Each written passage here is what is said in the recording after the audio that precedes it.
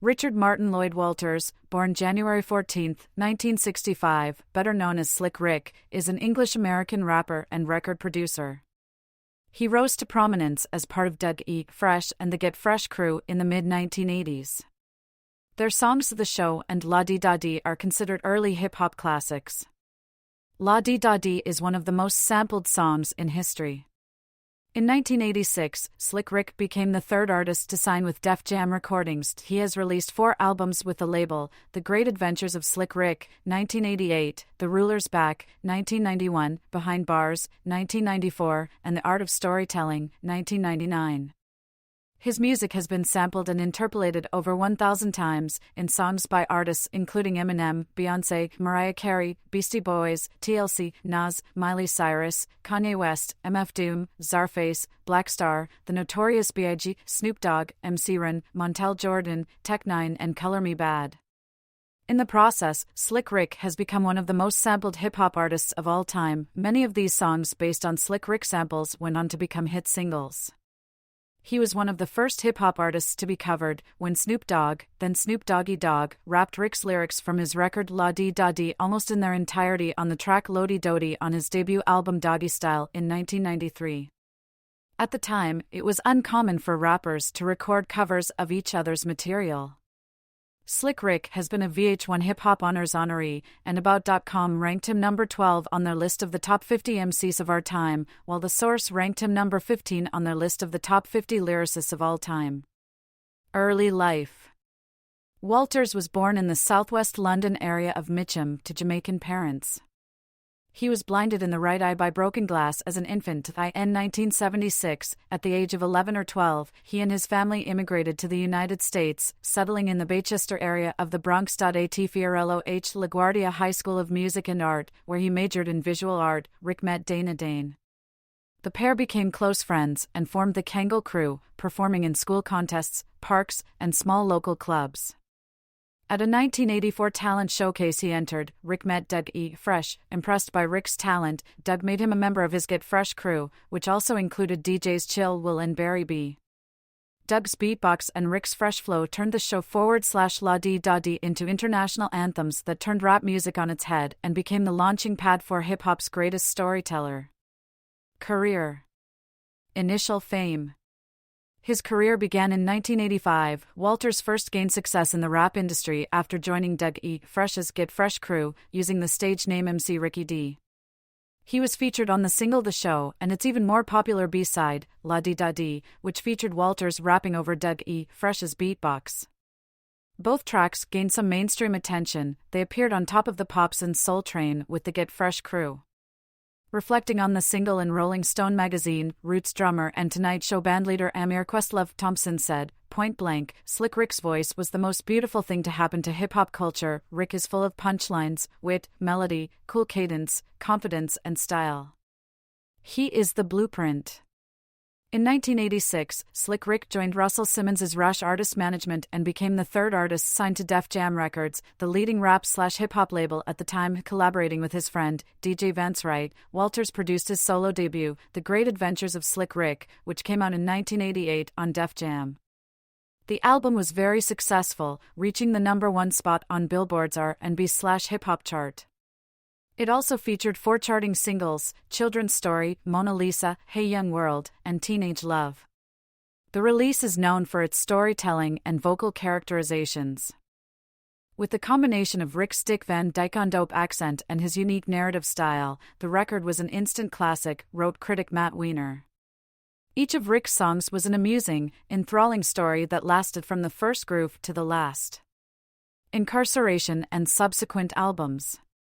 In 1989, Walters' mother, Veronica, hired his first cousin, Mark Plummer, as his bodyguard.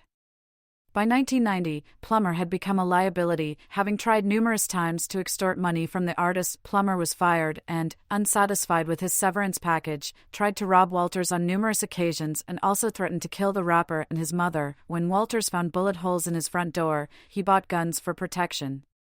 On July 3, 1990, Walters spotted Plummer in his neighborhood and fired at least 4 shots. One bullet hit Plummer, another caught a passerby in the foot. Neither suffered life-threatening injuries.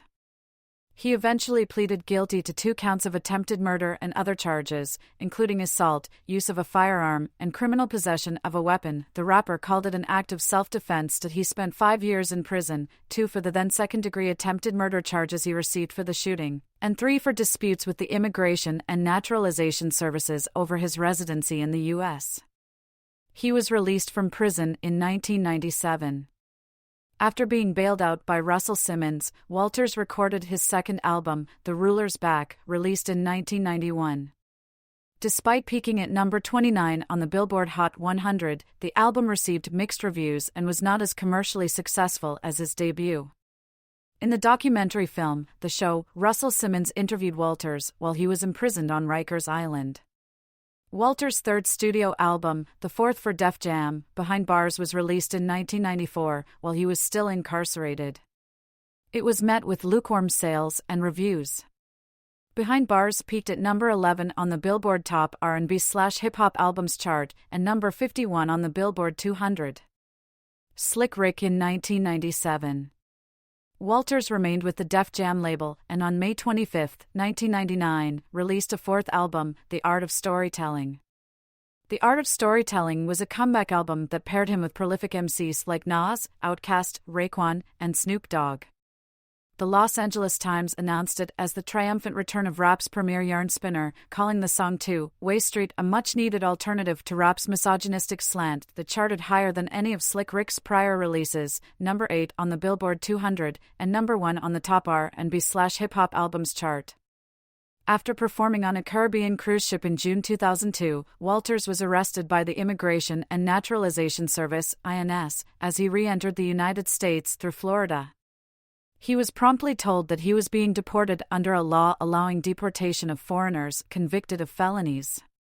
Rick was continuously refused bail, but after 17 months in prison he was released on November 7, 2003. In October 2006, the Department of Homeland Security began a new attempt to deport Walters back to the United Kingdom, moving the case from the United States Court of Appeals for the Second Circuit based in New York to the more conservative 11th Circuit. The court is based in Atlanta, Georgia, but the trial was expected to proceed in Florida, where immigration agents originally arrested Walters. On May 23, 2008, New York Governor David Paterson granted Slick Rick a full and unconditional pardon on the attempted murder charges. The governor was pleased with his behavior since the attempted murders. Slick Rick volunteered his time to mentor kids about violence. Later career and life. Walters married his wife Mandy Aragonés in April 1997, for years after the couple met at a Manhattan nightclub. The performer has 2 children from a previous relationship. He and his wife have donated about a dozen items from his collection to the Smithsonian National Museum of African American History and Culture. Slick Rick at the Out for Fame Festival in 2016. Slick Rick and the Soul Rebels brass band collaborated on June 21, 2012, in Washington, D.C. at the historic Howard Theater, which reopened in April 2012. In addition, Rick was a Mixed Cares Humanitarian Award recipient.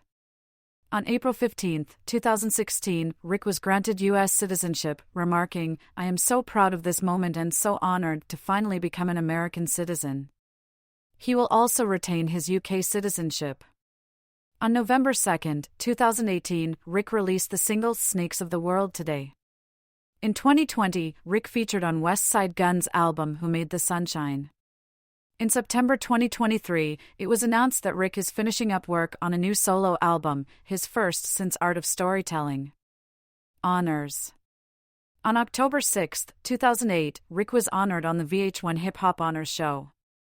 In 2018, he was added to the Bronx Walk of Fame. Rapping style.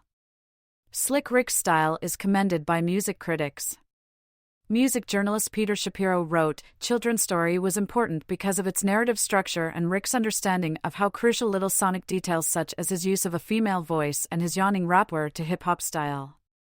He is largely known for his story raps, such as Children's Story and La Di Da Di. Shapiro writes that he largely introduced the art of narrative into hip-hop. None of the spinners of picaresque rhymes who followed did it with the same grace or humor. AllMusic states that he has the reputation as hip-hop's greatest storyteller. Citation needed. In the book Check the Technique, Slick Rick says, "I was never the type to say freestyle raps, I usually tell a story, and to do that well I've always had to work things out beforehand." Kool Moe Dee comments, Slick Rick raised the lost art of hip-hop storytelling to a level never seen again. Devin the Dude notes that Slick Rick's Indian Girl is a good example of the type of humor that existed in hip-hop's golden era, and Peter Shapiro says that he was funnier than Rudy Ray Moore or Red Fox. Slick Rick uses very clear enunciation and retains some English pronunciations, which led Shapiro to say that he raps in the Queen's English. O.C. states, "The Great Adventures of Slick Rick is one of the greatest albums ever, the stuff he was just saying on there, it was so clear." The clear, syllable dude was Slick Rick for me, but he is also renowned for his unique, smooth, British-tinged flow, which contains distinct structures. In the book How to Rap, it is noted that on the song I Own America, he puts a rest on almost every other one beat so that each set of 2 lines begins with a rest. Kool Moe Dee stated that, Rick accomplished being totally original at a time when most MCs were using very similar cadences. He has what is described as sing-song cadences. Andy Cat of Ugly Duckling mentions that Slick Rick uses a melodic delivery on the track Hey Young World. Slick Rick is also known to extensively use punch-ins, especially in his story rhymes as different characters. Kool Moe Dee says Rick used multi-voices to portray multiple characters.